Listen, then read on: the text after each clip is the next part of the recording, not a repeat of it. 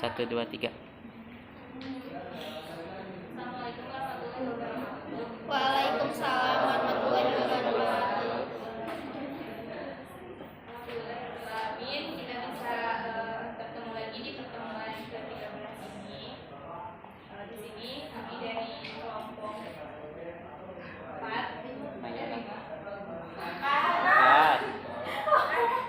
Kelompok Mayora. kelompok PT Mayora akan memaparkan hasil analisis laporan keuangan PT Mayora Indah RMA. Di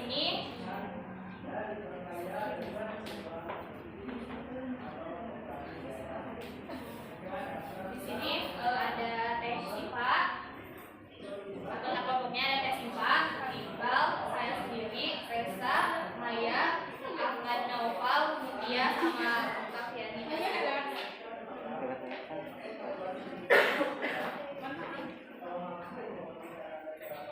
Mungkin langsung ke pembahasannya. Pembahasan pertama akan dijelaskan oleh Teh Siva.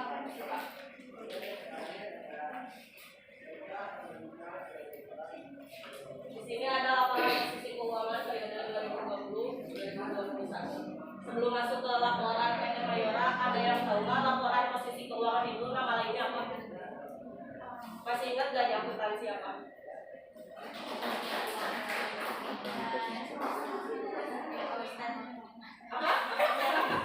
Apa? Income statement. Income statement. Ada yang lain? Neraca. Ada yang lain? Cash flow. Cash flow. Ya, siapa namanya?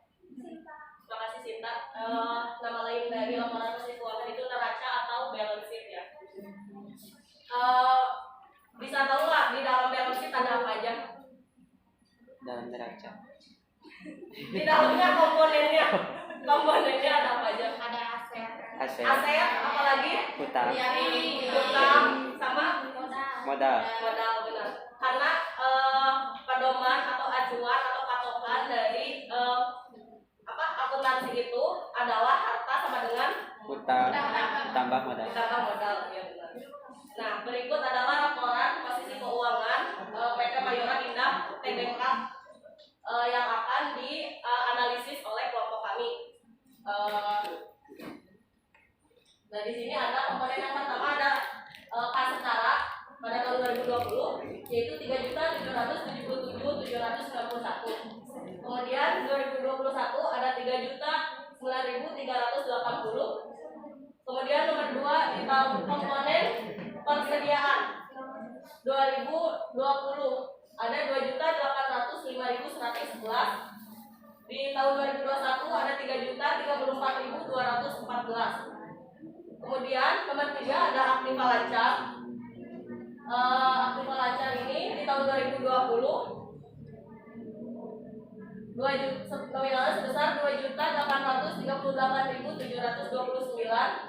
Di 2021 12.969.783. Kemudian ada aktiva tetap. Aktiva tetapnya 6.938.771. Kemudian di 2021 itu aktiva tetapnya 5.947. Cukup jauh ya turunnya. Terus yang total aktiva di 2020 19.777.500. Kemudian di 2021 19.917.653. Kemudian hutang lancarnya di 2020 50.000. Di 2021 sebesar 795.000. Kemudian komponen total hutang ada 8.505.32. Di 2021 ada 8.557.621. Kemudian total modal ada 11.271.468 pada tahun 2020 dan pada 2021 ada 11.360.31. Ini laporan keuangan yang akan dianalisis. Kemudian ada laporan laba rugi. Laporan laba rugi nama lainnya apa? Income statement. Nah, itu baru benar income statement.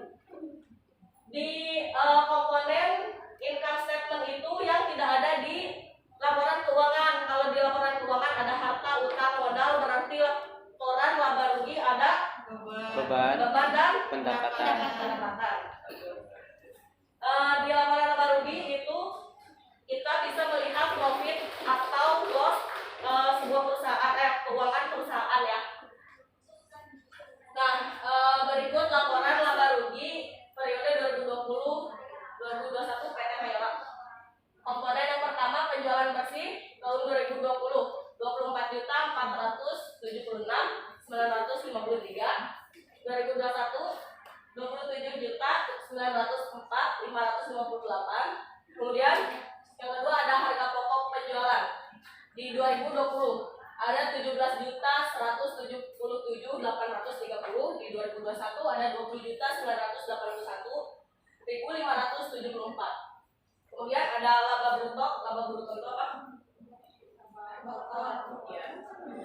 Di tahun 2020 6.922.983. Di 2021 ada 7.299.122. Laba bersihnya di 2020 ada 2.830.928. Di 2021 itu 1.772.315, cenderung menurun ya.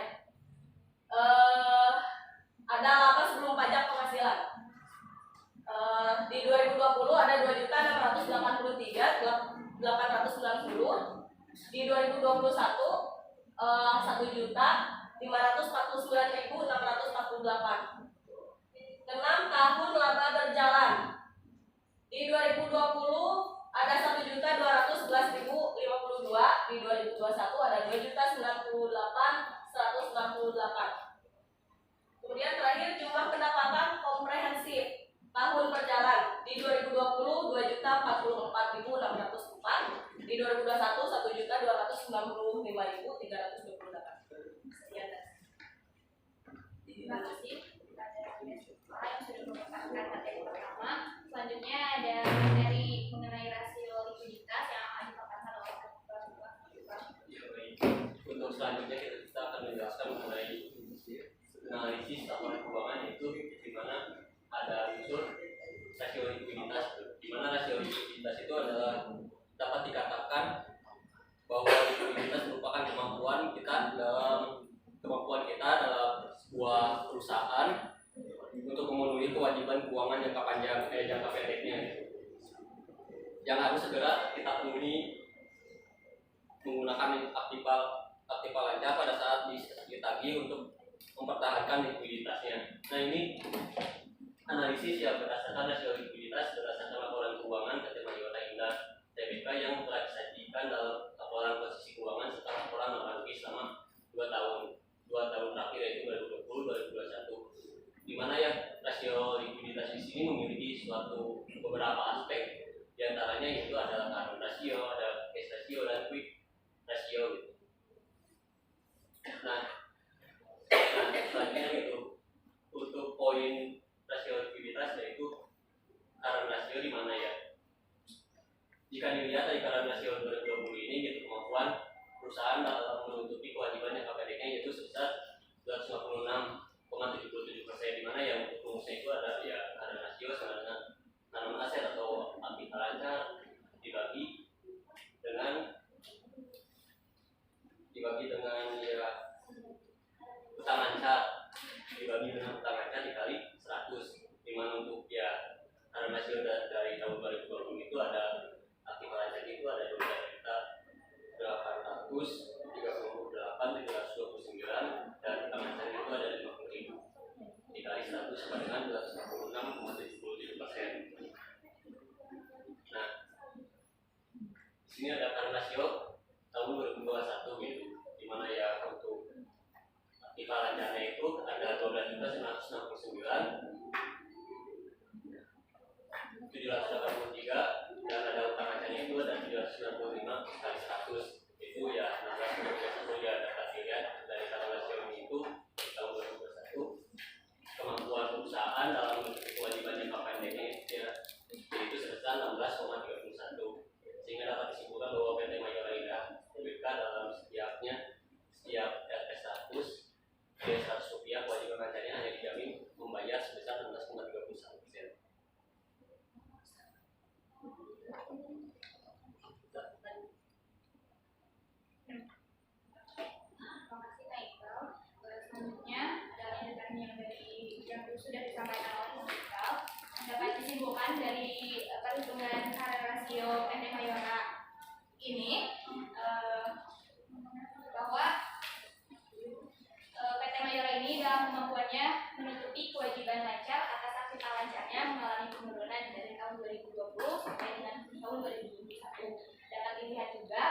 perbandingan antara kenaikan aktiva lancar dan kewajiban lancar setiap tahunnya memiliki perbedaan yang sangat jauh, sehingga kemampuan memenuhi kewajibannya masih pada tahun 2021 menurun, tetapi PT Mayora ini masih memiliki current ratio yang sehat.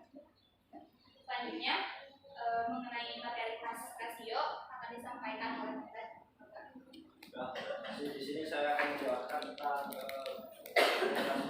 rasio ini menunjukkan bahwa perusahaan mampu untuk membayar utang jangka pendek dengan kas dan surat berharga yang terdapat segera diuangkan. Di sini ada rumusnya, yaitu cash ratio sama dengan kas setara bagi current liabilities. Di sini cash ratio pada tahun 2020 yaitu 75,55%. Kemudian cash ratio pada tahun 2021 sebesar 3,78%. Di sini dapat disimpulkan bahwa cash ratio PT Mayora Indah Tbk dalam kemampuannya untuk memenuhi kewajiban jangka pendek dengan kas dan surat berharga secara umum adalah sangat liquid. Dilihat dari aktivitas yang lancar yang dimiliki yang lebih besar dari utang lancar yang dimiliki. Kemudian di sini ada quick ratio. Quick ratio ini atau rasio cepat merupakan kemampuan perusahaan dalam membayar kewajiban atau utang lancar dengan aktiva lancar tanpa menghitung nilai persediaan. Rasio ini menunjukkan kemampuan aktivitas aktiva lancar yang paling limit mampu menutupi utang lancar. Ini rumusnya itu quick ratio sama dengan aktiva lancar persediaan dibagi kewajiban lancar. Quick ratio pada tahun 2020 sebesar 200,6%. Kemudian quick ratio pada tahun 2021 sebesar 12,49%. Yang sudah merupakan materinya. Selanjutnya mengenai solvabilitas yang akan dijelaskan oleh Mbak. Selanjutnya ada materi tentang rasio solvabilitas atau leverage. Nah, rasio solvabilitas ini bertujuan untuk mengukur seberapa jauh perusahaan menggunakan utang. Rasio ini juga mengukur kemampuan perusahaan menutupi kewajiban utangnya. Nah, lalu dalam rasio solvabilitas atau leverage ini, kinerja keuangan ditinjau dari aspek rasionya, yaitu yang pertama DAR atau debt to asset ratio dan DER atau debt to equity ratio. Nah, ini yang pertama ya, debt to asset ratio. Debt to asset ratio ini gunanya untuk membandingkan antara total hutang dengan total aktiva yang dimiliki oleh perusahaan, sehingga nanti kalau udah dilihat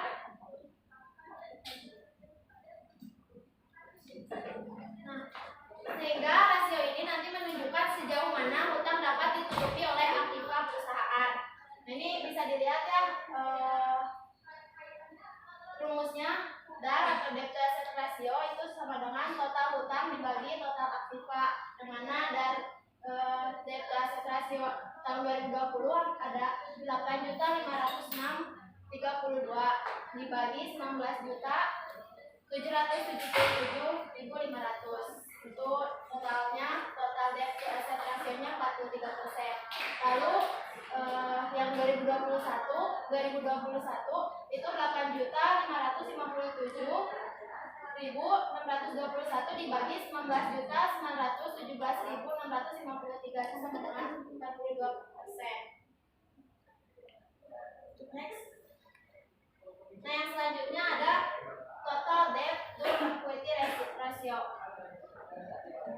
Total debt to equity ratio ini merupakan perbandingan antara total hutang dan modal yang menunjukkan kemampuan perusahaan untuk memenuhi kewajiban dengan menggunakan modal yang ada. Kalau misalnya yang tadi kan kemampuan perusahaan untuk menutupi hutangnya gitu, hutangnya oleh aktiva. Kalau yang ini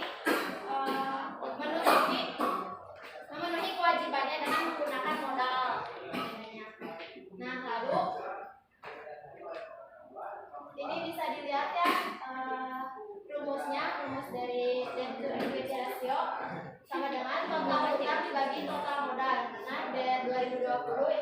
senilai 8.506.032 dibagi 11.271.468 hasilnya 75%. Lalu di 2021 8.557.621 dibagi 11.360.031 itu hasilnya 75%. Nah, standar debt bagi suatu perusahaan yaitu tidak ada batasan debt to equity ratio yang aman bagi suatu perusahaan. Namun untuk konservatif biasanya yang melebihi 66% sudah dianggap resiko. Dengan demikian, PT Mayora Tbk memiliki debt yang beresiko karena sebesar 75%.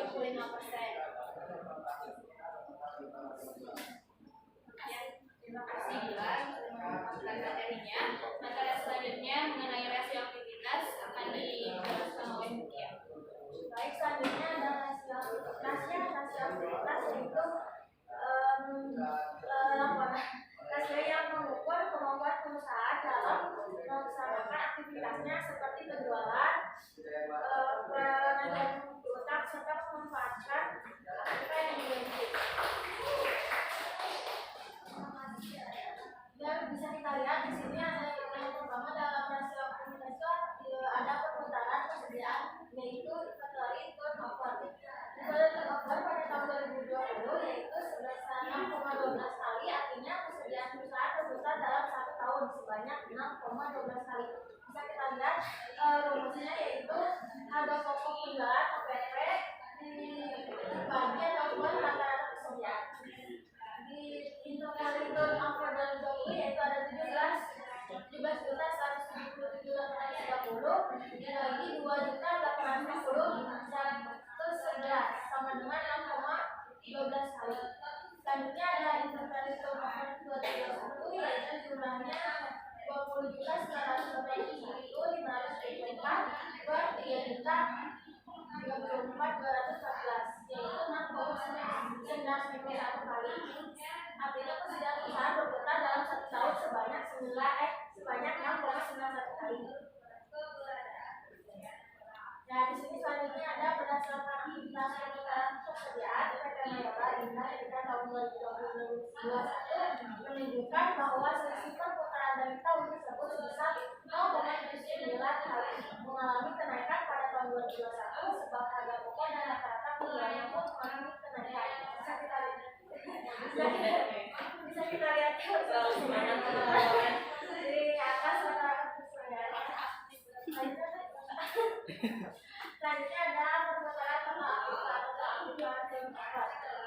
Berdasarkan perputaran total aktiva di sana menunjukkan 1,2 kali berputar, artinya dalam 1 miliar total aktiva dapat menghasilkan 1,23 penjualan. Bisa kita lihat juga tapi bedanya di sini penjualan bukan total aktiva dan total aset turnover 2020 di sini yaitu ada 24.443.16.977.500 sama dengan 1,23 kali. Selanjutnya ada total aset turnover 2021 yaitu 27.904.558 per 19.917.643 yaitu 1,41 kali. Berdasarkan perputaran aktiva di atas menunjukkan bahwa 1,41 kali berputar, artinya dalam 1 juta total aktiva dapat menghasilkan 1,41 bulan. Selanjutnya berdasarkan analisis perputaran aktiva PT Mayora Indah Tbk tahun 2020 sampai 2021 dapat dikatakan bahwa perputaran mengalami kenaikan sebesar 0,18 kali, sehingga dapat dikatakan bahwa terdapat kenaikan perputaran aktiva dalam 1 tahun walaupun hanya sedikit. Kita lihat ya presentasinya. Gampang gini ya. Aduh, apa gitu? Ya, selanjutnya ada rasio profitabilitas. Rasio profitabilitas ini adalah kemampuan perusahaan dalam mencari keuntungannya atas aset yang dimilikinya. Di dalam profitabilitas ini terdapat net profit margin. Net profit margin ini merupakan perbandingan antara laba bersih dengan penjualan yang mengukur seberapa besar kemampuan perusahaan dalam memperoleh labanya. Nah, dapat dilihat bahwa net profit margin di sini memiliki rumus laba bersih setelah pajak dibagi dibagi dengan penjualan. Net profit margin PT Mayora tahun 2020 ini sebesar laba bersihnya sebesar 1.211.052 dibagi dengan penjualannya 24.476.953 dapat menghasilkan 44,9%. Lalu net profit margin tahun 2021-nya yaitu sebesar 75% dari laba bersihnya 2.098.168 dibagi dengan penjualan 27.904.558. Nah, berdasarkan perhitungan profit margin PT Mayora Indah Tbk ini pada tahun 2020 menghasilkan laba bersih sebesar 4,9%, sedangkan tahun 2021 menghasilkan laba bersih sebesar 7,5%. Sehingga pada 2 tahun terakhir tersebut PT Mayora ini mampu meningkatkan laba bersihnya sebesar 5,2%.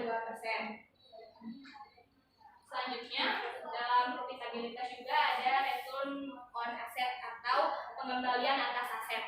Jadi di sini return on asset ini merupakan perbandingan antara laba sebelum pajak penghasilan dengan total asetnya. ROA ini atau return on asset memiliki rumus yaitu laba bersih sebelum pajak dibagi dengan total aset. ROA tahun 2020 ROA tahun 2020 PT Mayora dihasilkan sebesar 13,6% dari laba bersih sebelum pajaknya sebesar 2.083.890 dibagi dengan total aset sebesar 19.777.500. Lalu ROA PT Mayora tahun 2021 sebesar 88,14% dihasilkan dari laba bersih sebelum pajaknya 1.549.948 dibagi dengan total asetnya yaitu 19.017.653. Nah, lalu perhitungannya yaitu lalu analisisnya berdasarkan perhitungan ROA PT Mayora di atas dapat terlihat bahwa terjadinya penurunan dari ROA tahun 2020 ke 2021 sebesar 5,76%. Dapat disimpulkan juga bahwa kemampuan total aktiva perusahaan untuk menghasilkan laba dari tahun 2020 sampai 2021 menurun sebesar 5,76%. Selanjutnya ada return on equity atau pengembalian atas modal. Return on equity atau ROE merupakan perbandingan antara laba sebelum pajak penghasilan dengan total modal. Laba bersih dengan total modal.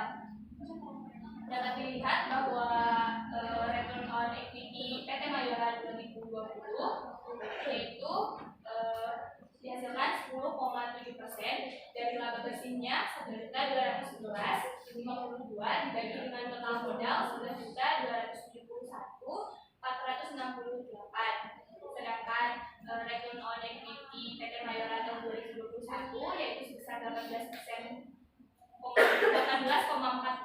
yang dihasilkan dari laba bersihnya sebesar 2.098.168 dibagi dengan total aset 11.360.31. Berdasarkan perhitungan return on equity ini berfluktuasi atau tidak mengalami ketidakstabilan dari tahun 2020 sampai dengan 2021.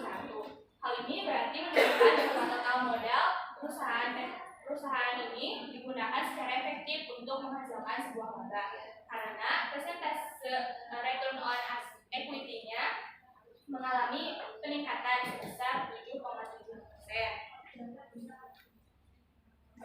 Mungkin pemaparan materinya sudah berakhir, semoga dipahami. Selanjutnya kita masuk ke sesi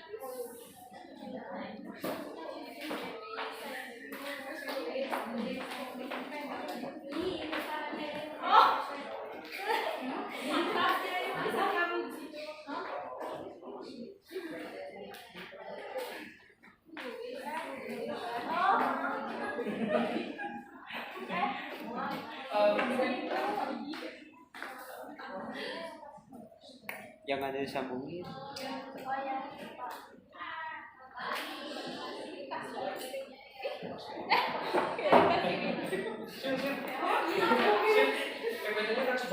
Belum, nanti aja.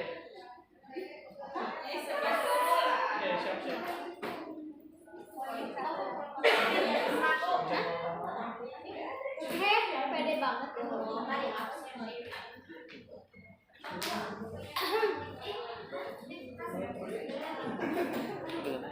Kan ini report.